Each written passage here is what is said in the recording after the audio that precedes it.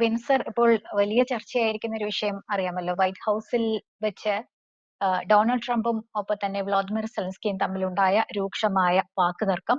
അതിനെ തുടർന്ന് ഇരുവരും തമ്മിൽ നടത്താനിരുന്ന സംയുക്ത വാർത്താ സമ്മേളനം റദ്ദാക്കുന്നു. വന്ന കാര്യം സാധിക്കാതെ സെലൻസ്കി മടങ്ങി പോവുകയും ചെയ്യുന്നു.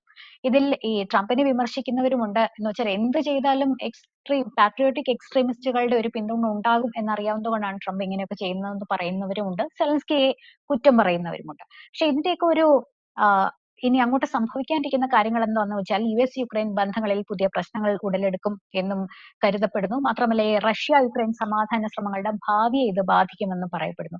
സർ, ഇതിനെ പൊതുവിൽ എങ്ങനെയാണ് നോക്കിക്കാണുന്നത്? ലക്ഷ്മി, ഇതിനകത്ത് ഒരിക്കലും സംഭവിക്കാൻ പാടില്ലാത്ത ഒരു കാര്യമാണ് ഇന്നലെ ഓവൽ ഓഫീസിൽ നടന്നതെന്നാണ് എന്റെ വ്യക്തിപരമായ അഭിപ്രായം. ഇപ്പൊ ട്രംപിനെ ആര് പിന്തുണച്ചാലും സെലൻസ്കിയെ ആര് പിന്തുണച്ചാലും രണ്ട് രാജ്യങ്ങളുടെ തലവന്മാർ തമ്മിൽ ഇതിനു മുൻപും സംസാരിച്ചിട്ടുണ്ട്. അപ്പൊ ഇതേ ടോണിൽ സംസാരിച്ചിട്ടുണ്ടാവും. അതൊന്നും എനിക്കൊരു അത്ഭുതമില്ല. അതായത് ഇപ്പം ട്രംപ് സെലിൻസ്കി എടുത്ത് സംസാരിച്ചിട്ടുള്ള പോലെ ഇതിന് മുൻപ് അനേകം രാഷ്ട്ര തലവന്മാർ അങ്ങോട്ടും ഇങ്ങോട്ടും ഒക്കെ സംസാരിച്ചിട്ടുണ്ടാവും. വിരട്ടൽ നടന്നിട്ടുണ്ടാവും. പക്ഷേ അതൊന്നും നാട്ടുകാർ കാണാറില്ല. ഒരു ടെലിവിഷൻ ക്യാമറകളുടെ മുന്നിൽ വെച്ച് ഈ വിരട്ടുകൾ ഡെഫിനറ്റ്ലി നടന്നിട്ടുണ്ടാവും. എല്ലാപ്പോഴും വിരട്ടുകൾ നടക്കും. കീഴടങ്ങലുകൾ ഉണ്ടാവും, തിരിച്ചു വിരട്ടുന്നവരുണ്ടാവും, പോയി പണി നോക്കാൻ പറയുന്നവരുണ്ട്. പക്ഷെ അതൊക്കെ അടച്ചിട്ട മുറിയിൽ വളരെ കുറച്ച് ആളുകൾ മാത്രം ഇരുന്ന് കേൾക്കുന്ന, ഇന്നലെ സംഭവിച്ച ഒരിക്കലും സംഭവിക്കാൻ പാടില്ലാത്ത കാര്യമെന്ന് ഞാൻ വിചാരിക്കുന്നത് അത് ക്യാമറകളുടെ മുന്നിൽ സംഭവിച്ചു എന്നുള്ളതാണ്. ഇപ്പൊ നമ്മള് ഈ ട്രംപ് അമേരിക്കൻ പ്രസിഡന്റ് ആണ്. അതിന് മുൻപ് അയാൾ ഒരു ടെലിവിഷൻ ആങ്കറും പ്രസന്ററുമായിരുന്നു. ഞാൻ ഇന്നലെ ഒരു ചർച്ചയിൽ പറഞ്ഞ പോലെ എങ്ങനെ ഗാലറിക്ക് കളിക്കണമെന്ന് കൃത്യമായി അറിയുന്ന ഒരാളാണ് ട്രംപ്. കോടീശ്വരനാണ്, വളരെ ബിസിനസ്സുകാരനാണ്. അയാൾ തിരിച്ചറിയുന്നുണ്ട് ഇന്ന് ഈ ലോകത്തെ അനിഷേധ്യനായ ഏറ്റവും പവർഫുൾ നേതാവാണ് അയാളെന്ന്. അത് ഒരു പരുത്തൽ ശരിയാവും. അതിനകത്ത് പവർഫുൾ നേതാവാണെന്നുള്ളത് സത്യമാണ്. അനിഷേധ്യനായ നേതാവല്ല എന്ന് ഇന്നലെ തെളിഞ്ഞു. സാധാരണഗതിയിൽ ഈ ഒരാളെ അപമാനിക്കുന്നതിനൊക്കെ ഒരു ലിമിറ്റുണ്ട്.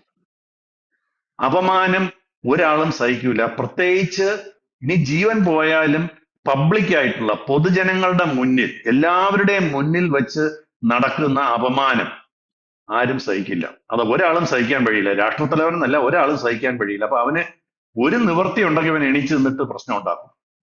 അപ്പോ ഞാൻ ഒരിക്കലും സെലൻസ്കിയുടെ ഇതുവരെയുള്ള ഒരു കാര്യത്തിനെയും സപ്പോർട്ട് ചെയ്യുന്നില്ല. കാണിച്ചത് പരമ അബദ്ധമാണെന്ന് അന്ന് തുടങ്ങി വിശ്വസിക്കുന്ന ഒരാളാണെന്നല്ലോ. റഷ്യയെ പോലെ ഒരു രാജ്യത്തിനോട് എതിർക്കാൻ, അതിനിപ്പോ അമേരിക്ക എരിവ് കയറ്റിയിട്ടായാലും ശരി, യൂറോപ്യൻ കൺട്രീസ് എരിവ് കയറ്റിയിട്ടായാലും ശരി, നേറ്റോ സംബന്ധിച്ചിട്ടായാലും ശരി, അടിക്കാൻ പോകുമ്പം ഇതൊക്കെ ആലോചിക്കണമായിരുന്നു.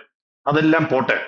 ഇനി നമുക്ക് ഇപ്പൊ ഇന്നലെ ഓവൽ ഓഫീസ് നടന്ന കാര്യങ്ങൾ തന്നെ നമ്മുടെ ചാനലിൽ തന്നെ രാമേന്ദ്ര സാറൊക്കെ വളരെ വിശദമായിട്ട് പറഞ്ഞു കഴിഞ്ഞു.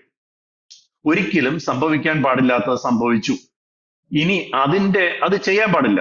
ഇത് ഒരു അടച്ചിട്ട മുറിയിലിരുന്നായിരുന്നു ഈ വിരട്ട് നടന്നിരുന്നെങ്കിൽ എനിക്ക് ഒരു കുറ്റബോധം തോന്നുന്നില്ല. പക്ഷെ ഇന്ന് ഞാൻ ഒരിക്കലും ട്രംപിന്റെ കൂടെ അല്ല, സെലൻസ്കിയുടെ കൂടെ തന്നെയാണ്. സെലൻസ്കി കാണിച്ചതാണ് അതിന്റെ ശരിയായ രീതി.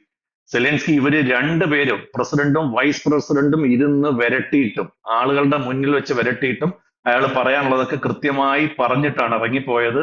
മാത്രമല്ല, എന്തായിരുന്നു അവരുടെ ആ ഒരു എഗ്രിമെന്റ്, ഇയാൾ ഒപ്പിടാൻ പോയ എഗ്രിമെന്റ്? സെലൻസ്കി പറയുന്നത് ഒരു 50-100 മില്യൺ ഡോളറിന്റെ സഹായമാണ് ചെയ്തിരിക്കുന്നതെന്നാണ്. പക്ഷേ ട്രംപ് പറയുന്ന 350 മില്യൺ ഡോളറിന്റെ സഹായം ഞങ്ങൾ ചെയ്തിട്ടുണ്ട്. മാത്രമല്ല അതിന്റെ പലിശയും കൂടെ കൂട്ടി 500 മില്യൺ ഡോളറിന്റെ കോടിയുടെ അല്ലെങ്കിൽ അത്രയും എമൗണ്ടിന്റെ തിരിച്ച് നിങ്ങളുടെ ഒരു കാര്യം ചെയ്യും, നിങ്ങളുടെ രാജ്യത്തെ റയർ എർത്ത് എല്ലാവർക്കും താല്പര്യമുള്ളതാണ്. നമ്മുടെ ഈ നീണ്ടകരയിലെ ഇവിടെയൊക്കെയുള്ള റയർ എർത്ത് എന്ന് പറയുന്നത് വളരെ വിലപിടിപ്പുള്ളതാണ്. അതെല്ലാം അതിന്റെ പകുതി ഭാഗം ഇങ്ങി തന്നേരെ. ഞങ്ങള് ഉക്രൈനിൽ ഉള്ളിടത്തോളം കാലം റഷ്യക്ക് നിങ്ങളെ തൊടാൻ ധൈര്യം വരൂല. ഒരു വല്ലാത്ത പൂട്ടാണ് ശരിക്കും പറഞ്ഞാൽ ഉക്രൈനെ പൂട്ടിയത്, അല്ലെ സെലൻസ്കിയെ പൂട്ടിയത്. ഒന്നും ചെയ്യാൻ പറ്റില്ല. ഞങ്ങൾ ഇപ്പൊ പിൻവലിയും. ഞാൻ ഇന്നലെ ചർച്ചയിൽ വീണ്ടും, ഇന്നലെ ഈ നമ്മുടെ ട്രംപ് ഒരു മുഹമ്മദ് ബിൻ തുഗ്ലക് ആണോ എന്നായിരുന്നു ഞാൻ ചർച്ച ചെയ്ത വേറൊരു സംഭവം. ഇയാൾക്ക് ഈ ട്രംപ് അല്ല പ്രസക്തം, അമേരിക്കൻ പ്രസിഡന്റും അമേരിക്കൻ സർക്കാരുമാണ് പ്രസക്തം. അമേരിക്കൻ സർക്കാരിനെ വിശ്വസിച്ച്, ശരിയായിരുന്നോ തെറ്റായിരുന്നോ എന്നുള്ളത് പിന്നത്തെ കാര്യമാണ്, വിശ്വസിച്ച് റഷ്യയുമായിട്ട് യുദ്ധത്തിന് ഇറങ്ങിത്തിരിച്ച ഒരാളെ പെട്ടെന്ന് പിൻവലിച്ചിട്ട് പുറകിൽ നിന്ന് കുത്തിയിട്ട് ഞാൻ ഇനി നിങ്ങളെ സപ്പോർട്ട് ചെയ്യണമെന്നുണ്ടെങ്കിൽ നിങ്ങളുടെ രാജ്യത്തിന്റെ പകുതി ധാതു സമ്പത്ത് എനിക്ക് തരണം, ഞങ്ങൾ അവിടെ ഇരിക്കുകയാണെങ്കിൽ നിങ്ങളെ പിന്നെ റഷ്യ തൊടത്തില്ല, എന്നാൽ റഷ്യ തൊടൂലെന്ന് ഉറപ്പ് തരും. അതില്ല. ഈ പ്രശ്നം ഉള്ളിടത്തോളം കാലം മാത്രമാണ് അമേരിക്കയ്ക്ക് അത് അവിടെ നിന്ന് എക്സ്ട്രാക്ഷൻ പറ്റുക. അപ്പോ ഒരു വല്ലാത്ത പെടുത്തലിൽ പെടുത്തുകയും അതിനു മുന്നേ ആ അപമാനം, അയാളുടെ ഡ്രസ്സ് ശരിയല്ല, എന്റെ അവിടെ സംസാരിക്കാൻ വരുമ്പോ ഇതാണോ എന്റെ ഡ്രസ്സ്, നാട്ടുകാരെ മുഴുവൻ, ലോകത്തിന്റെ മുഴുവൻ മുന്നിൽ വെച്ച് അയാൾ ഒരു അതോറിറ്റി കാണിക്കുകയാണ്. ഇത് ഇപ്പോ എന്ത് സംഭവിച്ചു? ഞാനിന്ന് രാവിലെ ഫേസ്ബുക്കിൽ പോസ്റ്റ് എഴുതി, ഇത് ട്രംപ് കാണിച്ച ഏറ്റവും വലിയ അബദ്ധമാണ്. എല്ലാ യൂറോപ്യൻ രാജ്യങ്ങളും സകല രാഷ്ട്രത്തലവന്മാരും ഇപ്പൊ എന്തായിരിക്കും ആലോചിക്കുക, അപ്പൊ ഇയാൾ ഒരു അവസരം കിട്ടിയാൽ എന്നോടും ഇത് തന്നെ ചെയ്യും, എന്നോടും ഇങ്ങനെ തന്നെ ആയിരിക്കും പെരുമാറുക, ഇയാൾ ഒരു വലിയ ലോക പോലീസുകാരനാണെന്നുള്ള സങ്കല്പത്തിലാണ്, ഇയാളുടെ അഹങ്കാരം കണ്ടില്ലേ, ഇങ്ങനല്ലേ, ഞാനാണ് ഇന്ത്യയുടെ രാഷ്ട്രത്തലവനാണെങ്കിൽ ഞാൻ അങ്ങനെ, നാളെ ഇയാൾ എന്നോട് ഇത് ചെയ്യുമോ? നോക്കിയേ, യൂറോപ്പിലെ എല്ലാ യൂറോപ്യൻ രാജ്യങ്ങളും, മിക്കവാറും എല്ലാ രാജ്യങ്ങളും ഓൾറെഡി ആരും ട്രംപിനെ അനുകൂലിച്ച് ഇതുവരെ പറഞ്ഞിട്ടില്ലെന്നുള്ളതാണ്. ട്രംപ് കാണിച്ചത് മഹാമോശമായ പെരുമാറ്റമായിരുന്നു എന്ന് ട്രംപ് മാത്രമല്ല, അതിനകത്ത് എരുതിയിൽ എണ്ണ ഒഴിക്കുന്നത് പോലെ വൈസ് പ്രസിഡന്റും അത് തന്നെ ചെയ്യും. ഇനി എന്തായിരിക്കും ഇതിന്റെ ഫലം? എന്റെ അഭിപ്രായത്തില് തീർച്ചയായിട്ടും ഉക്രൈൻ വളരെ വലിയ ഒരു ഗതികേടിലാണ്, ഉക്രൈന് ഭയമാണ്.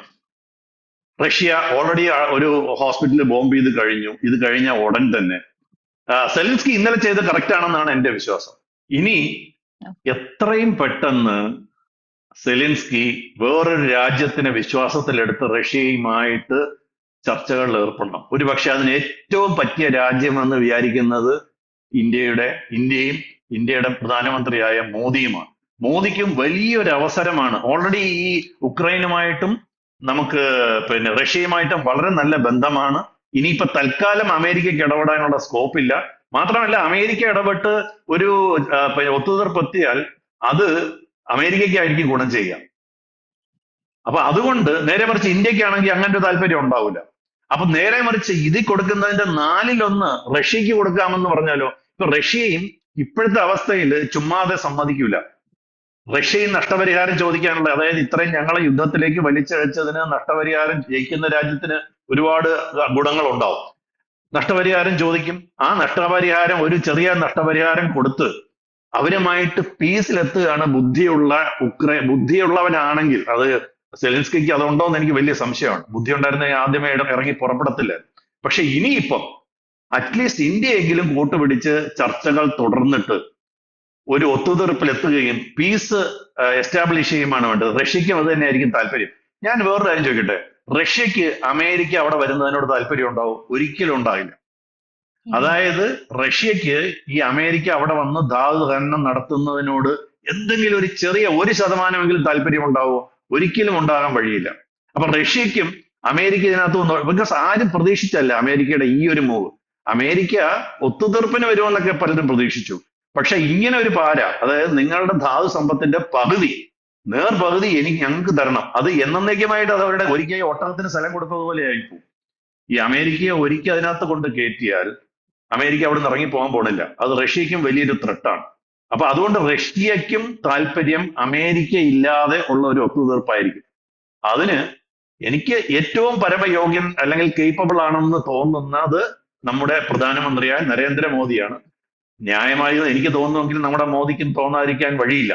അപ്പൊ അതുകൊണ്ട് ഇന്ത്യ ഇതിനകത്ത് ഇടപെടുമെന്ന് തന്നെയാണ് ഞാൻ പ്രതീക്ഷിക്കുന്നത്. വ്യക്തമാണ്. എന്ന് വെച്ചാൽ ഈ നയതന്ത്ര ബന്ധങ്ങൾ ഇപ്പോഴത്തെ കുട്ടികളുടെ ഭാഷ പറഞ്ഞാൽ വേറെ ലെവലാണ് നമ്മളിപ്പോൾ. അപ്പൊ തീർച്ചയായിട്ടും അങ്ങനത്തെ ചുവടുവയ്പ് ഉണ്ടാകും എന്ന് തന്നെ പ്രതീക്ഷിക്കാം, അല്ലേ? മാത്രമല്ല, ഞാൻ വിചാരിക്കുന്ന ഒരു കാര്യം, ഇത് ലോകരാഷ്ട്രങ്ങളുടെ മുഴുവൻ സപ്പോർട്ട് ഇന്ത്യക്ക് കിട്ടും. കാരണം ഒന്നാ, ഞാൻ നേരത്തെ പറഞ്ഞ പോലെ ഇത് അമേരിക്കയുടെ അഹങ്കാരത്തിന് കൊടുക്കാൻ പറ്റിയ ഒരു അടിയാണ്. അതായത് അമേരിക്കയ്ക്ക് ഒരു മെസ്സേജ് കൊടുക്കേണ്ടത് വളരെ പ്രസക്തമാണെന്ന് എല്ലാ ലോകരാഷ്ട്രങ്ങളും അവരെല്ലാവരോടും കാര്യങ്ങൾ ഡിക്റ്റേറ്റ് ചെയ്യാണ്. അവർ പവറിന്റെ പുറത്ത്, അവരുടെ ഇരിക്കുന്ന ആയുധങ്ങളുടെ ബലത്തിന്റെ പുറത്ത് യൂറോപ്പിനോട്, ഇത്രയും നാൾ അവരുടെ കൂടെ നിന്ന് യൂറോപ്പിനോട്, കാനഡയോട്, മെക്സിക്കോയോട്, യൂറോപ്യൻ രാജ്യങ്ങളായ ജർമ്മനിയോടും ഫ്രാൻസിനോടും പോലും കാര്യങ്ങൾ ഡിക്റ്റേറ്റ് ചെയ്യാണ്. ഇപ്പൊ ഒരു കൊട്ട് അമേരിക്കയ്ക്ക് കൊടുക്കണമെന്ന് മനസ്സിലെങ്കിലും ആഗ്രഹിക്കുന്നവരാണ് എല്ലാ ലോകരാഷ്ട്രങ്ങളും.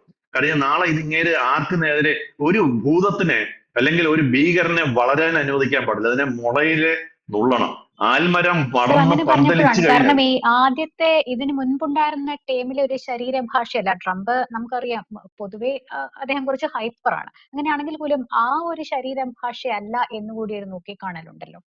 അല്ല, ഒരു രാഷ്ട്ര നേതാവിനോട് ആരോ ആയിക്കോട്ടെ, ആ സംസാരിച്ച രീതി, നിങ്ങൾ ഇനി സംസാരിക്കണ്ട, നിങ്ങൾക്ക് ഇനി സംസാരിക്കാൻ ഇതില്ല, നിങ്ങൾ ഇനിയിപ്പോ സംസാരിക്കണ്ട എന്നൊക്കെ പറയുന്നത് ഒരു വിധത്തിലും അംഗീകരിക്കാൻ പറ്റില്ല. അതാ ഞാൻ പറഞ്ഞത്, എന്റെ അഭിപ്രായത്തിൽ വിനാശകാലേ വിപരീത ബുദ്ധി എന്ന് പറഞ്ഞ ട്രംപിന്റെ ആദ്യത്തെ പതനത്തിന്റെ തുടക്കമാണെന്നാണ്, ഡിപ്ലോമാറ്റിക്കലി എങ്കിലും. ഇനി ആരെങ്കിലും ട്രംപിനെ വിശ്വസിക്കുമോ?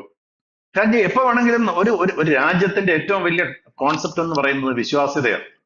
ഏത് ആപത്തിലും ഞങ്ങളുടെ കൂടെ നിൽക്കും. ഇയാളെ എങ്ങനെ വിശ്വസിച്ചിട്ട് ആളുകൾ, ഒരു രാജ്യങ്ങള് അവരുടെ ഒരു സപ്പോർട്ട് എടുക്കും? അപ്പൊ അത് വളരെ ദൂരവ്യാപകമായ ഫലങ്ങൾ, ഇതൊക്കെ എന്തൊക്കെ സംഭവിക്കുമെന്ന് നമുക്ക് അറിയാൻ പറ്റില്ല. അതിനി കാണേണ്ട കാര്യമാണ്. ഇത് എങ്ങനെയാണ് ഉരുത്തിരിയാൻ പോകുന്നത്, ലോകക്രമം എന്തായി മാറും, ഈ ലോകരാഷ്ട്രങ്ങൾ എന്ത് ചെയ്യും എന്നൊക്കെയുള്ളത് നമ്മൾ കണ്ട് തീരുമാനിക്കാനാണ്. ബുദ്ധി എല്ലാവർക്കും ഉണ്ടല്ലോ, എല്ലാവരും തന്ത്രപരമായിട്ട് തന്നെ ആയിരിക്കും തീരുമാനിക്കുക. പക്ഷെ ഇത് വലിയ അബദ്ധമായി പോയി എന്ന് തന്നെയാണ് എന്റെ വിശ്വാസം. കൂടുതൽ വാർത്തകളും വിശേഷങ്ങളും നിങ്ങളിലേക്ക് എത്താൻ ABC മലയാളം സബ്സ്ക്രൈബ് ചെയ്യുക, ബെൽ ബട്ടണും അമർത്തുക.